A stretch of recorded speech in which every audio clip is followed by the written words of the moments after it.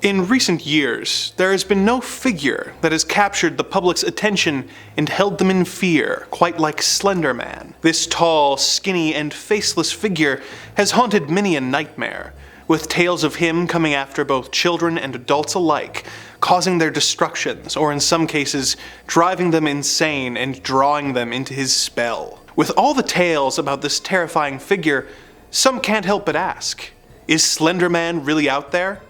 No, of course he isn't. Slenderman is a fictional character who was created by Eric Knudsen under the pseudonym of Victor Surge in a horror-themed Photoshop competition in 2009. The character appeared in creepypastas and a video game, causing him to become a popular mainstream figure. Yes, there was a moral outrage scare when a couple of teenagers attacked their classmate in the woods and claimed that Slenderman had told them to do it. But, before you get all excited, one of the girls who claimed to be talking to Slenderman also said she was talking to Lord Voldemort and one of the Teenage Mutant Ninja Turtles. So you know, cowabummer, dude. I've been tasked with making a video called Top 5 Terrifying Slenderman Sightings That Prove He's Real, while being fully aware that he isn't. Even when making videos on Bigfoot and UFOs, I try to keep an open mind and find information that is at least a bit plausible, but there just isn't anything to find for this one. So, to fulfill my obligation, I'm going to share 5 good Slenderman creepypastas with you. If you want to stick around for those, great. Without any further wheel spinning, I'm Andrew Boyd, and these are the top 5 scariest Slenderman creepypastas. Number 5. Knock in the Night. The first creepypasta comes from Reddit user Moonbakes, and tells the story of a woman and her husband who decide to stay the weekend at her grandpa's cabin. The husband is making jokes about Slenderman on the drive up, which the wife doesn't appreciate, but other than that, they're having a good time, fishing and riding ATVs. Things start going off the rails when they're watching TV and they start to hear a strange scratching sound, which they at first think must just be rats in the attic. Here is an excerpt from the story. The sound suddenly stops and doesn't start up again. So after an hour, we go to bed. The next morning, I go outside to grab more firewood. Curiosity gets the better of me, and I decide to go look at the side of the cabin where I heard the banging, and what I see immediately makes me want to puke. Sure, the sound was rats being nailed to the wall. There are half-eaten rat carcasses all over the wall, surrounded by the same scratch marks that I had seen the day before. That was enough for me. I start yelling for my husband to show him. "Whoa, that's messed up," he says when I show him. "I want to leave, like today. I don't want to stay another night." He makes another joke about Slenderman and tells me we'll be fine. If it makes you feel safer, we'll shut all the window and door coverings. The cabin had these big wooden doors and window coverings that lock to prevent anyone from breaking in while no one is there. I agree to this and say we'll stay another night. Just before dusk, we lock everything up and barricade the front door, mostly because I demanded it, so I could sleep easily. Just as the night before, as we're sitting down watching television, I hear the dragging, scratching, and knocking. I sit there petrified. My husband yells, "Stop it, whoever you aren't funny." Just as he says that, the knocking intensifies, and we hear a deep growling through the cracks in the wood. Puffs of breath say in a crackling, inhuman voice, "Come out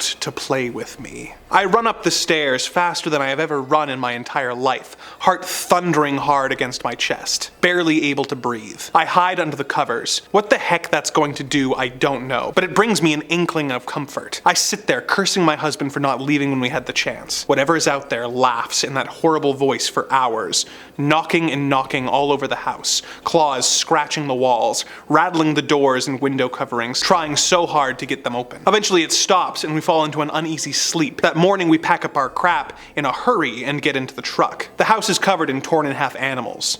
Raccoons, squirrels, foxes. There's even half a deer on the deck. The couple then makes a break for it, but not before grabbing the motion-sensitive nature camera that has been set up. I won't spoil what's on it, but this is one worth checking out. Number 4. The Thing in the Yard. Our next creepypasta is by a writer with an amazing username, At Least I'm Genre Savvy. It tells the story about a teenage girl who agrees at the last minute to cover her friend's babysitting shift. At first, things seem normal. The little girl she's sitting for is practicing her reading, eats dinner, and then is sent to bed. The babysitter then turns on the TV to pass the time before the parents return. But the television's reception suddenly cuts out. Here's an excerpt from The Thing in the Yard. The screen filled with white static. I was flipping confusedly through the channels when Emma came into the room, dragging along her blankie. "There's a monster outside my room," she said in a small, shaky voice. Her face was pale, and I noticed that she was shivering. I turned and glanced out the window behind me. The waning moon was half hidden by clouds, but it was still light enough for me to see the backyard. The Callahans' backyard was large and bordered on a thickly wooded area. A knee-high stone fence separated the yard from the woods. There was a small plastic playhouse in the center of the yard. Something was standing next to it. It stood on two legs like a person, but seemed too tall and gangly. The legs were abnormally long. I didn't get a good look at it as it turned and darted into the woods, stepping over the fence, as if it wasn't even there. I didn't want to believe that I'd seen it. Heck, if Emma hadn't started screaming, I think I would have been able to convince myself that I had just imagined it. I grabbed Emma, pulling her close to me and trying to shush her. My mind was racing. But I knew one thing. I needed to call the police. The TV suddenly flipped back on. The screen showed Emma's empty bedroom. It was as if a camera had been set up outside of her closed bedroom window. A low, gravelly voice spoke. "We are coming." The voice was soft and raspy, as if whoever was speaking was trying to whisper and shout at the same time. I jerked away from the television, scooping Emma up into my arms as I did. She was screaming again, burying her face in my shoulder. I remembered seeing a landline in the den, so I ran into the next room. I picked up the phone but didn't hear anything. Whatever was messing with me had somehow cut the phone lines. Emma clung to me, pressing her face into my leg and screaming hysterically. Somehow, above Emma's shrill wails, I heard a faint tapping sound coming from behind me. The story goes on with the babysitter having to protect the child from Slenderman, and it ends in a surprisingly hilarious twist that I would never dare spoil for you. Number 3, the abandoned elementary school. This next story by Reddit user Stillakilla tells the story of a man who is driving home with his boss when he sees a strange figure standing in the field by a school. He drops off his boss and returns to the site and takes a video of the strange figure in the field. But when he gets back home, the footage has been corrupted. Here's a small excerpt. "Yesterday I was able to use my sister's car during the day as she had carpooled with her husband. I was able to leave work as soon as the clock struck 9 because I wasn't relying on my boss to take me home. A block away from home, I thought that I would try and take a video again of the school. I turned the car around and went towards the school. I started the video recording again and everything was working normally as it did 2 nights ago. Behind the school, the dirt mound was significantly smaller than it was the first time. There was one person walking alone in almost complete darkness behind the school. The only light source again was the orange-tinted streetlight, partially covered by a tree. Still recording, I stopped the car in front of the school and examined the man closer. Not before locking my doors and rolling the windows up. He was a larger man, tall but hunched over more than 90 degrees, but not looking downward. His skin was extremely pale, and even in the orange light, I could see the whiteness of his skin tone. He wore a dirty black trench coat, black pants, black boots, and what looked like a black top hat or fedora. The man was walking aimlessly and looking as if he was having some sort of mental breakdown. He was waving something around and hitting things, and I realized he was blind, and he was waving around a walking stick. I figured I should help out considering he looked lost and confused, so I turned into the school's parking lot with my high beams pointed directly at the man. The camera was still going. He paused for a second, looked up toward my car, and stopped hunching over. Standing straight all of a sudden, he was over 7 feet tall. He stood like a deer in headlights, and the lights seemed to almost reflect off of his face, so I wasn't able to see the details. Suddenly, he started sprinting full speed toward my car. What happens next? Well, you'll have to read for yourself to find out. Number 2, don't visit haunted cemeteries at midnight. Just don't. Next, we have a story by the Redditor Already Awesome. It tells the story of a group of friends who decide that they want a really good scare. They pitch a few ideas of what to do, one of which being visiting the local cemetery which has a reputation for being haunted. Here's an excerpt. At this point, we decided to hold a contest. We'd break out a lantern in the middle of the cemetery, and each of us would break out in different sides of the cemetery by ourselves. Whoever could stand out in the pitch blackness the longest would be the winner. Smart, right? So we did. I ended up walking toward the rear of the cemetery while my 2 other friends walked towards the sides. We were all expecting to be creeped out and then running back, but it didn't really end up that way. We all had nerves of steel and we just stood there. I was standing out there maybe 5 minutes when all of a sudden I hear a rustling in the woods. I tense, wondering who it was. I was betting it was my friends, them trying to make me change my pants, but no. I peer over the gate, beyond the cemetery, and this figure rises, a black outline, tall and thin, Slenderman. But instead of a blank face, he had my own. That's when I freaked out and ran. I screamed and ran towards the entrance. I jumped into my car, locked the doors, and started it. As I look outside the car one final time, I'm not seeing the figure, but I see that my friends left.